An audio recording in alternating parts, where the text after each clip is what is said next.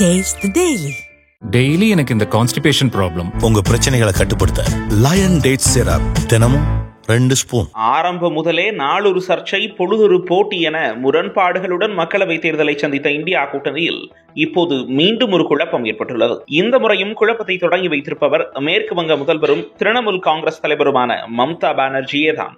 சமீபத்தில் செய்தியாளர்களை சந்தித்த மம்தா பானர்ஜி, நான் தான் இந்தியா கூட்டணியை உருவாக்கினேன், ஆனால் காங்கிரஸ் தலைவர்களால் இந்த கூட்டணியில் ஒற்றுமையை நிலைநாட்ட முடியவில்லை. நான் என்ன செய்வது? அதே நேரத்தில் அனைத்து தேசிய மற்றும் மாநில கட்சிகளுடன் நான் சிறந்த உறவை பேணி வருகிறேன்.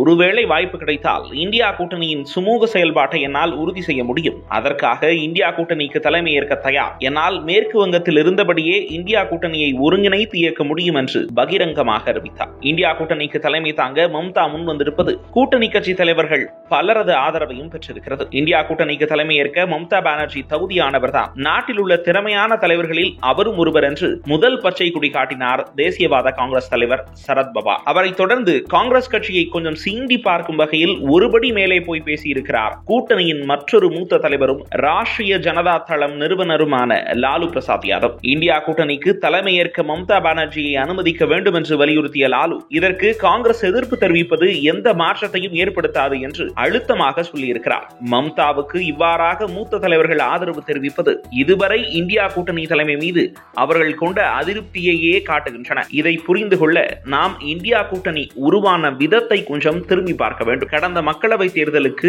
2 ஆண்டுகளுக்கு முன்பு, அதாவது 2022ஆம் ஆண்டு ஆர்ஜேடி நிறுவனர் லாலுவும் பீகார் முதல்வரும் ஐக்கிய ஜனதா தளம் தலைவருமான நிதிஷ்குமாரும் சோனியா காந்தியை சந்தித்து பாஜகவுக்கு எதிராக எதிர்க்கட்சிகளை ஒருங்கிணைக்க வேண்டும் என்று கோரினர். அதன்படி பாஜகவுக்கு எதிராக கரம் கோர்த்து 2024 மக்களவை தேர்தலை சந்திப்பது என்ற முழக்கத்துடன் 26 கட்சிகள் ஒன்று கூடி உருவானதுதான் இந்தியா கூட்டணி. ஆனால் கூட்டு சேர்ந்த நாள் முதலே சர்ச்சைகளுக்கும் பஞ்சாயத்துகளுக்கும் பஞ்சமில்லாமல் பயணித்துக் கொண்டிருந்தது இந்தியா கூட்டணி. யார் யாரெல்லாம் கூட்டணியில் இருக்கிறார்கள் என்பதில் தொடங்கி கட்சிகளை ஒருங்கிணைத்து கூட்டணிக்கு யார் தலைமை தாங்குவது என்பது வரை தட்டு தடுமாறியே ஓடத் தொடங்கியது இந்தியா கூட்டணி தேர். பல கட்ட பரிந்துரைகளுக்கு பின்பு கூட்டணிக்கு இந்தியா என்ற பெயரை முன்மொழிந்து அதன் தலைமைக்கு காங்கிரஸ் தலைவர் கார்கேவையே வழிமொழிந்தார் மம்தா பானர்ஜி. அப்போது வெகு அருகாமையில் இருந்தது மக்களவை தேர்தல். அதன் மூலம் மாநிலங்களில் தங்களின் பலத்தை நிரூபித்து பின்பு மத்தியில் பேரம் நடத்தலாம் என்பன போன்ற எண்ணங்களும்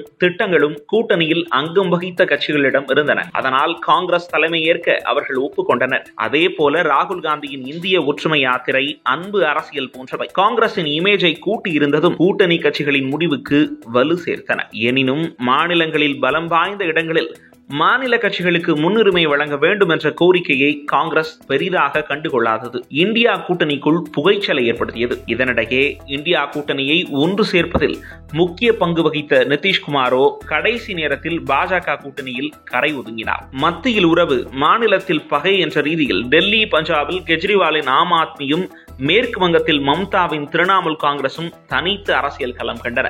ஊர்கூடி இழுத்த தேர் நிலை சேருமா சேராதா என்ற குழப்பத்துடனேயே மக்களவை தேர்தலை எதிர்கொண்டது இந்தியா கூட்டணி. மக்களவை தேர்தல் முடிவுகளால் பாஜகவுக்கு பின்னடைவு ஏற்பட்டாலும் இந்தியா கூட்டணியால் வெற்றி கொடி நாட்ட முடியவில்லை.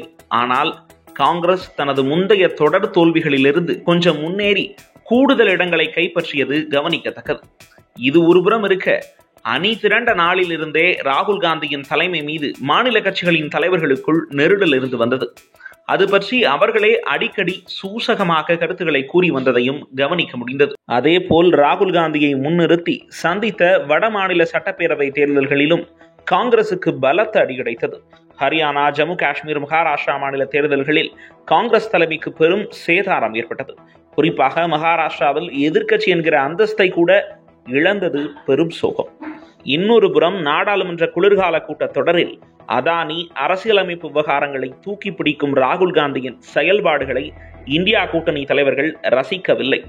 அரசியலமைப்பு அச்சுறுத்தல் பிரச்சாரம் என்பது மக்களவை தேர்தலில் ஓரளவு கை கொடுத்திருந்தாலும் கூட அது இப்போது எடுபடாது என்பதும், அதானி விவகாரத்தில் அரசியல் ஆதாயத்தை ஈட்ட முடியாது என்பதும் இந்தியா கூட்டணியின் காங்கிரஸ் தவிர்த்த மற்ற கட்சி தலைவர்களின் எண்ணம். ஏனெனில் அடுத்தடுத்து வரிசை கட்டி நின்றன பீகார், உத்தரப்பிரதேச மாநில தேர்தல்கள்.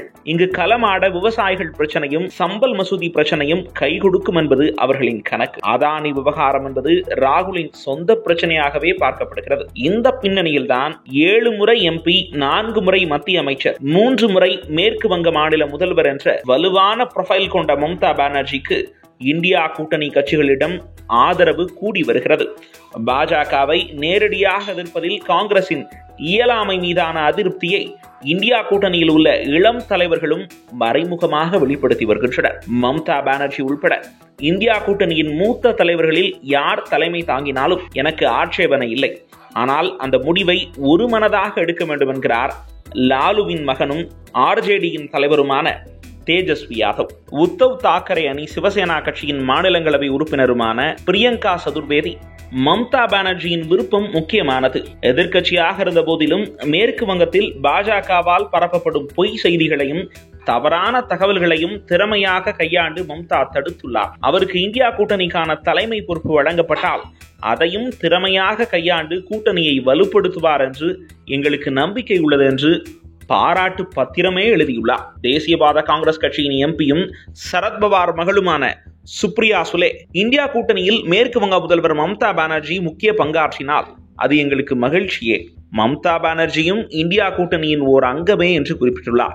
தானே எதிர்பார்க்காத வகையில் இந்தியா கூட்டணியில் கிடைத்துள்ள ஆதரவை கண்டு நெகிழ்ந்துள்ள மம்தா பானர்ஜி, இந்தியா கூட்டணிக்கு தலைமையேற்று வழிநடத்த எனக்கு ஆதரவளித்த அனைத்து தலைவர்களுக்கும் நன்றியை தெரிவித்துக் கொள்கிறேன். அவர்களும் அவர்களது கட்சிகளும் நலமுடன் இருக்கட்டும், அதே போன்று இந்தியாவும் நன்றாக இருக்கட்டும் என்று குறிப்பிட்டுள்ளார். மம்தாவின் இந்த நன்றி அறிவிப்பு அரசியல் ரீதியில் முக்கியத்துவம் வாய்ந்ததாக பார்க்கப்படுகிறது. இந்த டெவலப்மெண்ட் அனைத்தையும் அமைதியாக கவனித்துக் கொண்டு மட்டுமே இருக்கிறது காங்கிரசும் அதன் தலைமையும். இந்தியா கூட்டணியை வழிநடத்தும் பொறுப்பை மம்தா பானர்ஜி ஏற்க வேண்டும் என்று பல்வேறு கட்சி தலைவர்களும் ஆதரவு தெரிவித்து வருவதன் பின்னணியில் இருப்பது அரசியல் எதிர்காலமா அல்லது சொந்த கட்சிகளின் ஆதாயமா என்பதை மாறிக்கொண்டே இருக்கும் அரசியல் சதுரங்கம்தான் தீர்மானிக்கும். பின் குறிப்பு: தமிழகத்தைச் சேர்ந்த இந்தியா கூட்டணி இதற்கு மௌனம் சாதிக்கிறது.